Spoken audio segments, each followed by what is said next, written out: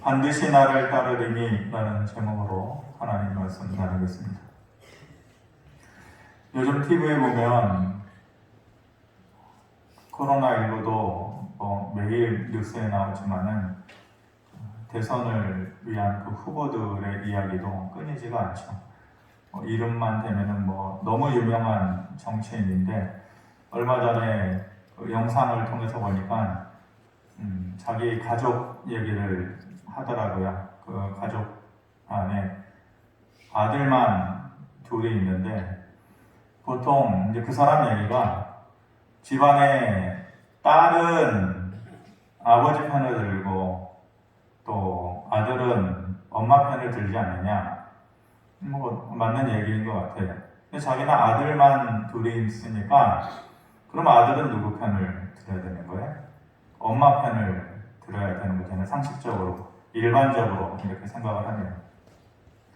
근데 그 두 아들이 엄마 편을 드는 게 아니라 아버지 편이라는 거예요. 자기 편만 이렇게 된다는 거예요. 그래서 왜 그러냐 이유를 물어보니까 어렸을 때부터 그 아이들하고 한 약속은 크든지 작든지 간에 반드시 이루어졌다는 거예요. 한번 입으로 내뱉어놓은 말의 약속은 어쨌든지 간에 어려웠을 때도 있었지만은 아무리 어렵다 할지라도 반드시 꼭 해주었다라는 거예요. 그러니까 그 아들들이 그 아버지에 대해서 아주 특심하다는 거예요. 아버지를 믿고 아마도 서로에 대한 믿음과 신뢰가 그 성장 과정에서 굉장히 깊었겠죠. 사실인지 아닌지는 또 모르는 일이지만은 그 사람의 평소 행태나 말을 보면은 아마 어느 정도 진실인 것 같아요. 다윗은 시편 23편을 마무리하면서 그런 아버지의 모습에 대해서 얘기하고 있어요. 자기를 위하여서 약속하신 것이라면 반드시 이루어지는 그런 아버지 하나님에 대해서 고백하는 것으로 마무리를 하고 있죠. 오늘 6절 말씀에 내 평생의 선하심과 인자하심이 반드시 나를 따르리니 내가 여호와의 집에 영원히 살리로다 라고 시편 23편을 마무리합니다. 말씀을 전하면서 오늘 본문에서 두 가지의 표현에 집중해서 생각을 하려고 합니다. 하나는 여호와의 인자하심이고 또 하나는 오늘 제목처럼 반드시 나를 따르리니입니다. 먼저 뭐가 있을 것이라고 얘기합니까? 여호와의 인자하심이 있을 것이다. 인자하심이라는 말이 원어로는 여러분들 다 몇 번씩은 들어봤을 간 그런 언어예요. 헤세드, 여호와의 인자하심, 헤세드라고 표현합니다. 헤세드를 번역할 때 흔히 자비, 사랑, 또 어떤 경우에는 인애 이렇게 표현을 합니다.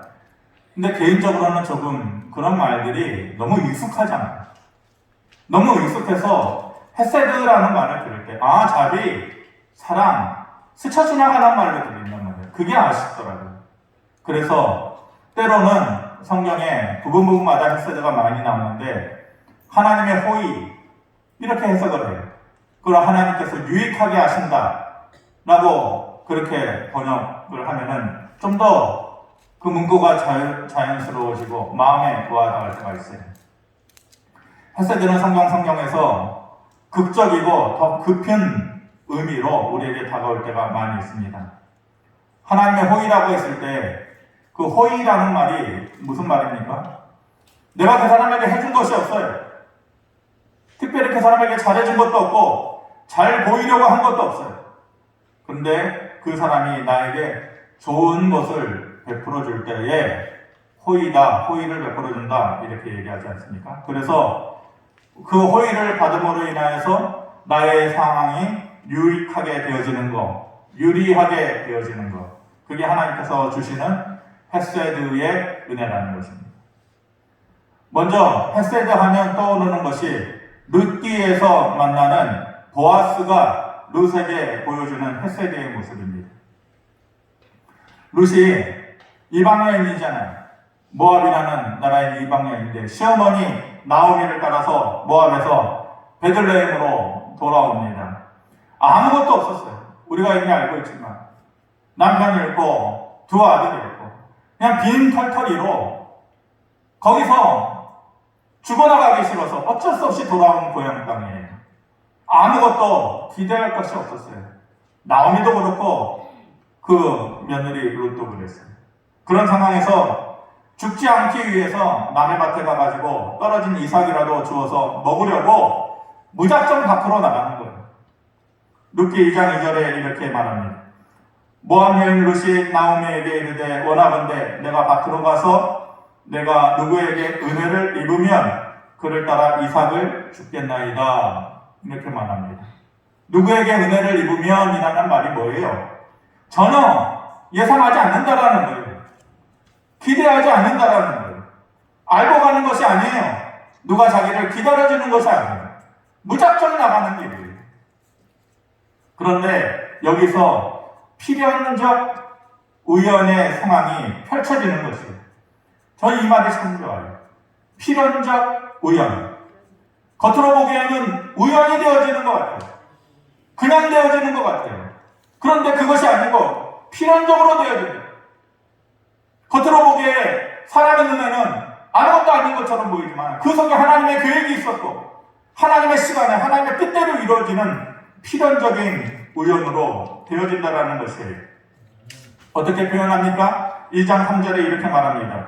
룻이 가서 베는 자를 따라 밭에서 이삭을 줍는데 우연히 엘리멜렉의 친족 보아스에게 속한 밭에 이르렀다. 아니 그 땅에 밭이 그 엘리멜렉에 속한 보아스의 땅밖에 없어요?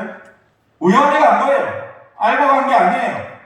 가다 보니 그 나오미의 죽은 남편의 친족인 보아스라는 사람이 가지고 있는 그 밭에 이르게 했다라는 것이에요. 이게 필연적 우연이에요. 2장 4절 같이 한번 우리 읽어보겠습니다. 시작. 마침 보아스가 베들레헴에서부터 와서 베는 자들에게 이르되 여호와께서 너희와 함께 하시기를 원하노라 하니. 그런데 무슨 일이 또 이루어져요? 영거푸 우연히 여기서는 마침 이렇게 표현해요. 보아스가 베들레헴에서부터 와서 그들에게 이르렀다. 주인인 보아스가 늘 그 밭에 나가가지고 베는 장면 볼 일이 뭐가 있어요? 그런데 마침 그날따라 이 룻이 그 보아스의 밭에 갔을 때에 마침 떠나갔다가 이 밭에 이제 보아스가 온 것이에요. 우연히 그 이후에 또 뭐가 이루어져요? 이방 여인, 모압 여인인 이 룻을 이 보아스가 보게 되죠. 그리고 사람들로부터 우연히 그 룻의 이야기를 듣게 되어지는 것이에요. 룻기 2장 12절에 이렇게 보아스가 얘기합니다. 여호와께서 내가 행한 일에 보답하시기를 원하며 이스라엘의 하나님 여호와께서 그의 날개 아래 보호를 받으러 온 너에게 온전한 상 주시기를 원하노라 하는지라. 보아스가 우연히 만나게 된 이방 여인, 이스라엘 여인도 아닌 그 모압 여인, 그 여인을 보면서 이제 여호와의 날개 아래 보호받으러 온 너에게 하나님께서 온전한 상 주시기를 원하노라 이렇게 얘기합니다. 룻의 입장에서는 전혀 기대할 수 없었던 일이잖아요. 그냥 밖에 나가볼게요. 어머니 그냥 이 상 몇 자락이라도 몇 개라도 주워서 오늘 우리 하루를 넘기시다 이런 마음으로 왔는데 도저히 계획할 수도 없었고 꿈꿀 수도 없었던 그런 일이 일어나는 것이에요. 이 모든 일이 우연히 마침 이루어진 것처럼 보이지만 우연이 아니라 필연적 하나님의 계획이라는 것을 보여주고 있는 것입니다. 결국은 의도하지 않았지만 하나님의 호의를 통하여서 헤세드를 통하여서 룻과 나오미의 삶이 죽어가는 삶에서 다시 살아나게 되어지고 유익하게 되어지는 삶의 결과로 이어지는 것이에요. 이것이 하나님께서 나도 모르게 주시는, 나도 모르게 내 삶에서 이루어지는 하나님께서 주시는 헤세드의 은혜라는 것이에요. 다니엘 2장에 보면 느부갓네살 왕이 맨날 며칠 동안 자기가 꾼 꿈 때문에 잠을 자지 못하고 범민을 합니다. 그 꿈에 큰 신상이 나오는데 해괴막 신상 신상이에요. 앞으로 몇백 년 동안 그 역사 속에서 이루어질 일을 그 신상을 통해서 보여주는 건데 모습 자체는 해괴망측하고 도저히 그 의미를 알 수 없잖아요. 그래서 그 바벨론에 있는 모든 술사들과 지혜자들을 다 불러서 내가 죽겠으니 너희는 이 꿈을 해석을 해라. 그렇게 얘기하는데 꿈 얘기를 해줘야죠. 술사들이 꿈을 얘기해 주시면 해석해 드리겠습니다. 그런데 뭐라고 얘기해? 통본했다 이렇게 얘기해요. 그 얘기를 듣고 나서 굉장히 분노하면서 너희가 괜히 빠져나갈 구석 시간만 벌려고 하는구나. 너희가 제대로 된 지혜자라고 하면 내가 말하기 전에 내 꿈을 얘기해야지. 너가 내 꿈을 해석하지 못하면 이 땅에 있는 모든 지혜자들 다 목숨을 유지치 못한다. 모두 죽이라고 명령을 내립니다. 다니엘 2장 13절에 이렇게 얘기합니다. 왕의 명령이 내림에 지혜자들은 죽게 되었고 다니엘과 그의 친구들도 죽이려고 찾았더라. 여지 없어요. 예외가 없어요. 다니엘과 그 친구들도 그 지혜자 틈에 속해 있었기 때문에 그 명령에 따라서 죽을 수밖에 없는 그런 상황이 된 것이에요. 그런데 그런 상황에서 누가 다니엘에게 호의를 베풀어 줬습니까? 우연인 것처럼 보이지만은 필연적으로 다가오는 그 하나님의 헤세드의 은혜가 어떻게 이루어집니까? 경호대장, 그 느부갓네살의 경호대장, 성경의 금이대장으로 나오죠. 아리옥이라는 사람이 있었어요. 그 사람은 그렇게 신실한 사람 아니에요. 성경을 보면 알아요. 자기 자신을 드러내고 싶어하는 사람이에요. 내가 찾았어요. 내가 했어요. 왕이시여, 내가 이 사람을 데리고 왔어요. 그렇게 얘기하고 싶어하는 사람이에요. 그런데 다니엘에게 왕궁에서 일어난 전후 사정 얘기를 다 해주는, 그리고 죽이기는커녕 만나면 죽이라고 명령받잖아요. 근데 죽이기는커녕 왕에게로 다니엘을 데려가요. 기회를 주는 것이에요. 그리고 느부갓네살 왕도 뭐라고 했습니까? 해석하지 못하고 시간만 끌면 누구라도 예외 없이 다 죽이겠다. 그렇게 말했잖아요. 통분했잖아요. 그런데 2장 16절에 보면 다니엘이 들어가서 왕께 구하기를 시간을 주시면 왕에게 그 해석을 알려드리리이다. 이 말을 느부갓네살 왕이 들었을 때 무슨 기분이었을까요? 야, 내가 한 말을 몰라? 모든 이 바벨론에 있는 지혜자들이 시간 달라고 그래가지고 죽이라고 명령을 한 것을 모르느냐? 그러는데도 불구하고 시간을 주시면 이라고 다니엘이 얘기하잖아요. 그럼 똑같이 죽여야만 하는 것 아니에요? 그런데 희한해요. 다니엘의 말을 듣고 호의를 베풀어서 기도할 시간을 줘요. 이유도 모를 호의를 베풀어 주는 것이에요. 그리고 다니엘은 결국은 그 꿈을 해석을 하고 모든 지혜자보다, 바벨론에 있는 모든 지혜자보다 뛰어나게 하고 그 큰 제국이었던 바벨론의 제2인자가 되게끔 만들어준 것 아닙니까? 다니엘이 그렇게 되리라고 의도하지 않았지만 하나님의 호의를 베풀어 주셔서 유익하게 해주신 거예요. 그 삶을 변화되고 나아지게 해주신 거예요. 이것이 하나님의 헤세드의 은혜인 것이에요. 이 두 이야기의 공통점이 뭐예요? 룻과 다니엘의 공통점이 뭐예요? 필연적인 우연이에요. 겉으로는 우연인 것처럼 보이지만 그 속에 하나님의 계획이 있어서 필연적으로 일어나는 일들이었다는 말이에요. 이게 하나님의 헤세드의 은혜예요. 하나님의 호의가 있었고 그렇게 그들의 삶에 유익함의 결과로 이어진 것이에요. 다윗은 이렇게 자신의 힘으로 계획하지 않았지만 그리고 그럴 힘도 없었어요. 그렇게 그 삶 자체가 고단하고 힘들었을 때가 있었잖아요. 그런데 자기에게 유리하도록 삶을 이끌어 가시는 특별한 하나님의 도우심이 있을 것이라고 다윗은 늘 믿었던 것이에요. 반드시 선하심과 인자하심이 있을 것이다. 우리에게도 이런 믿음이 필요합니다.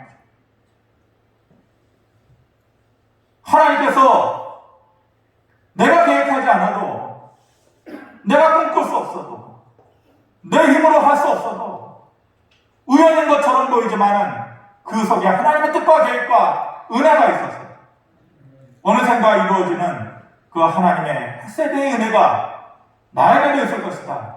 그 믿는 믿음, 그 믿음을 다윗이 오늘 우리에게 가지라고 얘기하는 것입니다. 두 번째로 다윗은 자신의 삶 뒤에 그런 하나님의 인자하심, 그 헤세드에 대해서 첫 번째 얘기했고, 그 인자하심이 반드시 나를 따를 것이다. 반드시 나를 것이다. 따를 것이다. 라는 것에 대해서 말해주고 있습니다. 따르다라는 것이 원어로 라다프라는 동사입니다.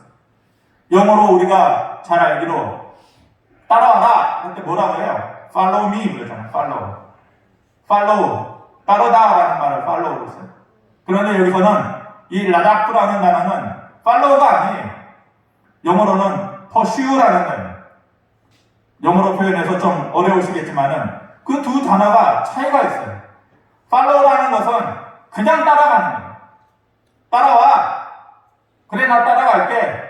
그냥 단순히 그걸 따라가다는 의미. 하지만 pursue라는 것은 그냥 따라가는 거예요. 그냥 따라가지게 되는 게 아니에요. 반드시 그놈을 잡고 말겠다. 추적하다라는 의미. 누군가를 추적할 때에 그냥 잡으면 말고 뭐 못 잡으면 말고 이런 게 아니잖아요. 눈에 불을 켜고 어떻게든지 끝까지 쫓아가서 따라가서 잡겠다. 그런 의미를 가지고 있는 것 아니겠어요? 이 pursue라는 것이 그런 의미예요. 이 라다프가 이 pursue라는 의미를 가지고 있는 거예요. 그렇게 되면은 의지가 달라지잖아요. 그냥 따라가는 거하고 목적을 가지고 따라가는 거하고 다르잖아요. 의지가 다르다 보면 일의 결과도 달라지는 것입니다. 앞에 것은 될 수도 있고 안 될 수도 있지만 뒤에 것은 반드시 되어질 것을 믿는 것이에요. 다윗의 믿음은 그런 하나님에 대한 확신, 그런 하나님의 도우심에 대한 확신이 있더라. 그냥 따라오겠지. 내가 믿음 생활 잘하면은 하나님께서 은혜 주시겠지. 도와주실 때도 있고 일어날 때도 있고 다시금 은혜를 받고 회복될 때도 있고 있겠지. 팔로우 하겠지. 그게 아니라 그런 하나님의 은혜는 반드시 나를 따를 것이다. 포시오할 것이다.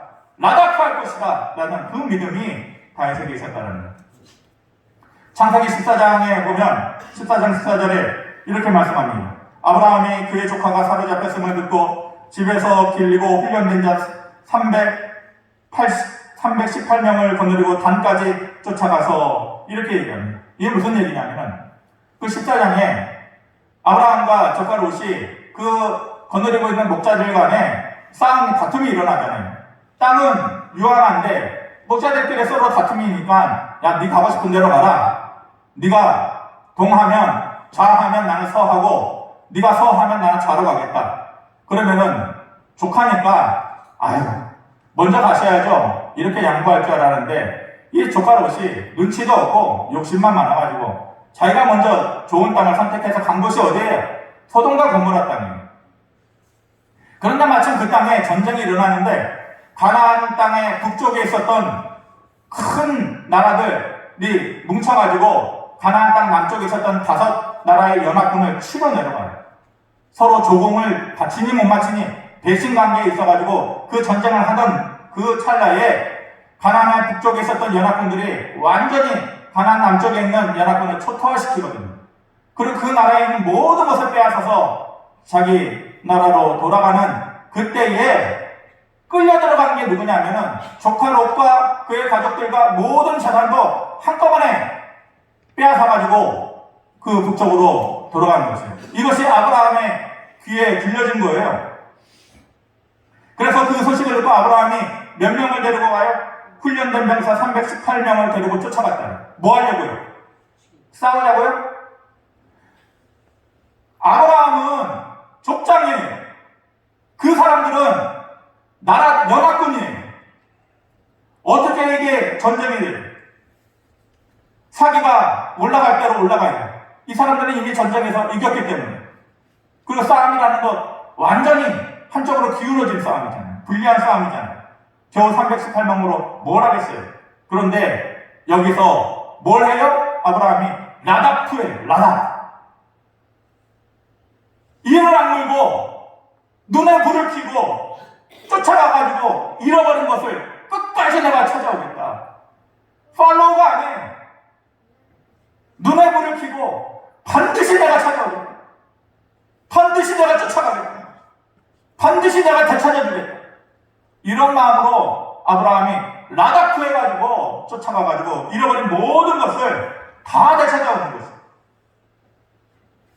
이것이 다윗이 말하는 반드시 나를 따르리니 라는 말이에요.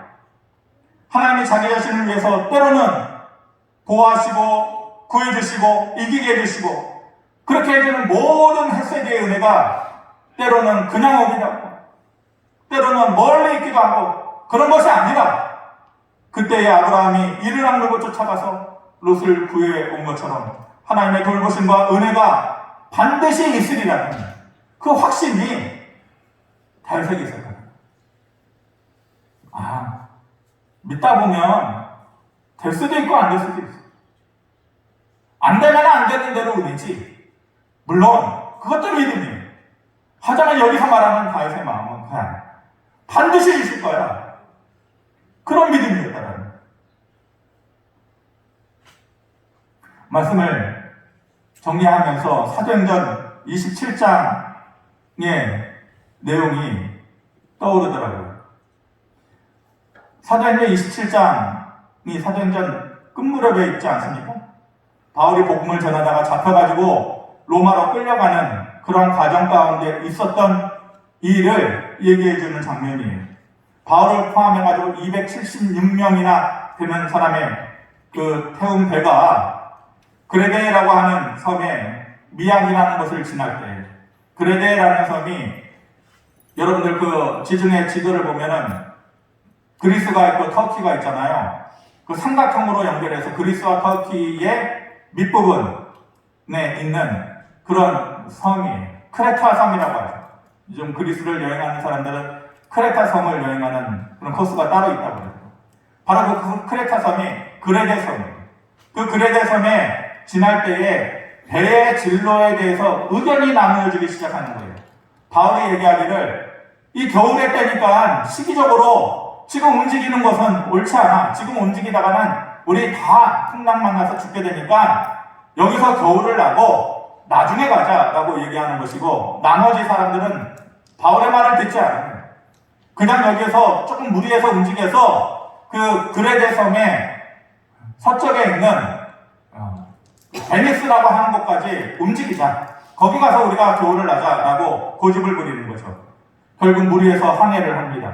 그렇게 나가자마자 얼마 되지 않아서 유라굴로라고 하는 큰 풍랑을 만나서 어려움에 처하게 되는데 사도행전 27장 20절에 보면 이렇게 얘기하죠. 여러 날 동안 해도 별도 보이지 아니하고 큰 풍랑이 그대로 있음에 구원의 여망마저 없어졌더라. 이렇게 여러 날 동안 해도 달도 보이지 않는 그 풍랑, 죽음의 풍랑을 만난 거예요. 그래서 살 소망마저 끊어지게 되었다라는 것이에요. 아무것도 하지 못하고 죽을 일을 앞두고 있었던 그 사람들에게 바울이 나서서 얘기하잖아요. 너희가 내 말을 들었더라면 이런 일이 있지 않았을 텐데 하지만 이제 내가 너희에게 하는 말을 듣고 믿어라 라고 말을 하는 거죠. 사실 바울에게 그 전날 밤에 하나님의 사자가 나타나서 해준 말씀이 있어요. 주신 약속의 말씀이 있어요. 그 믿음이 그를 담대하게 만든 것이에요. 하나님의 사자가 나타나서 반드시 너는 로마로 가게 될 것이다. 여기서 죽지 않을 거예요. 그리고 로마의 황제 가이사 앞에서 가지고 내 복음을 그에게 전해야 될 것이다. 그러니 두려워 말아라. 그렇게 말해준 것이에요. 그 말을 듣고 바울은 그 순간에 자기가 믿는 두 가지의 것을 그들에게 얘기해 주는 것이죠. 내가 믿는 두 가지의 것, 널도 믿고 받아들여라. 첫 번째의 것은 하나님의 말씀은 반드시 그대로 이루어질 것이다. 내게 주신 말씀은 그대로 이루어질 것이다. 그리고 두 번째가 사도행전 27장 26절의 말씀이에요. 같이 한번 보겠습니다. 시작. 그런즉 우리가 반드시 한 섬에 걸리리라 하더라. 그가 믿고 있는 것 두 가지. 하나님의 말씀이 그대로 이루어질 것이라는 거고 반드시 우리가 한 섬에 걸리게 될 것이다. 어떻게라도 이 풍랑 가운데에서 하나님의 구원의 손길이 있을 것이다. 무슨 일이 있어도 반드시 하나님께서 그 일을 이루실 것이다. 하나님의 말씀이 그대로 이루어진다라고 하는 것은 하나님의 함께 하심이 있다라는 것이고 반드시 한 섬에 걸리라는 것은 그 함께 하시는 하나님이 자기를 위해서 선한 일, 구원의 일을 베푸시겠다라는 그 믿음을 가지고 있었던 것이죠. 이것이 바로 다윗이 말하는 시편 23편 6절에서 말하는 그 얘기잖아요. 반드시 선하심과 인자하심이 반드시 나를 따르리니, 이 얘기하고 동일한 믿음을 얘기하는 것이에요. 결국 그 탐배가 어떻게 됐습니까? 27장 44절에 보면 그 남은 사람들은 널조가 혹은 배 물건에 의지하여 나가게 하니 마침내 사람들이 다 상륙하여 구조되었다. 이렇게 말씀합니다. 마침내 사람들이 다 상륙하여 구조되니라. 성도의 삶은 마침내의 삶에 이루어집니다. 저와 여러분들의 삶이 그렇게 되어지기를 바랍니다. 우연히 된 것처럼 보이지만 내 힘으로 계획하고 힘써서 된 것이 아니지만 마침내 이루어지는 삶이에요. 한 주간의 삶에서 저와 여러분들의 마음에 이런 고백이 있기를 바랍니다. 여러분들이 한 주간에 살면서 여러분들 무시하는 것은 아닙니다. 말씀을 어떻게 다 기억하겠어요? 전하는 저도 했던 말씀을 다 기억 못해요. 나중에 그 말씀을 주보해 드릴 때 요약할 때 다시 기억해내는 거예요. 다 기억할 수 없어요. 하지만 한마디의 말을 붙잡는 거예요. 그 한마디의 말로 한 주간의 삶을 사는 건 아니겠어요. 무슨 말을 기억해요? 반드시 한 섬에 걸리리. 어떻게라도 하나님께서 이 일을 이루시리라. 반드시 여호와의 헷세드가 나를 따를 것이다. 이 믿음의 고백이 한 주간을 살아가는 저와 여러분들의 마음에 있기를 바랍니다. 하나님의 이름이 많이 있어요. 여호와 니시, 여호와 라파, 치료의 하나님, 승리의 하나님, 위로의 하나님, 능력의 하나님, 여호와의 이름이 많이 있어요. 그 이름 가운데에 침묵의 하나님도 있어요. 침묵하시는 하나님. 하나님께서 때로는 침묵하셔요. 기다려라. 그리고 우리를 기다리게 하시면서 하나님 자신은 침묵하실 때가 있어요. 하지만 여호와의 이름 중에 침묵의 하나님은 있지만 망각의 하나님은 없어요. 침묵의 하나님은 있지만 잊어버리시는 하나님은 없어요. 우리에게 주셨던 말씀을 때로는 우리는 상황이 어려워지면 잊어버리기도 하지만 하나님은 잊어버리는 하나님이에요. 반드시 때가 되면 이루시고 때로는 보여주시고 변화시켜주시고 회복시켜주시는 그런 하나님의 은혜가 한 주간을 살아가는 저와 여러분들 그리고 그 가정에 넘쳐나게 되시고 주님의 이름으로 축원합니다. 고마우신 아버지 하나님, 우리의 믿음이 뭐 그리 대단한 것이겠습니까? 뭐 그리 큰 것을 붙잡고 꿋꿋이 나아갈 수 있겠습니까? 하지만 하나님, 이 시간에 주신 말씀 마음속에 새기면서 바울이 얘기했던 것처럼 반드시 한 섬에 걸리리라. 반드시 여호와의 선하심과 인자하심이 나를 따를 것이다. 이런 믿음을 우리가 꼭 부여잡고 이 힘겹고 어려운 시대를 살아가는 이때에 흔들리지 않고 그 믿음으로 이겨나가고 위로받고 다시 한번 설 수 있도록 하나님께서 은총과 능력을 더하여 주시옵소서. 예수 그리스도의 이름으로 기도하옵나이다. 아멘.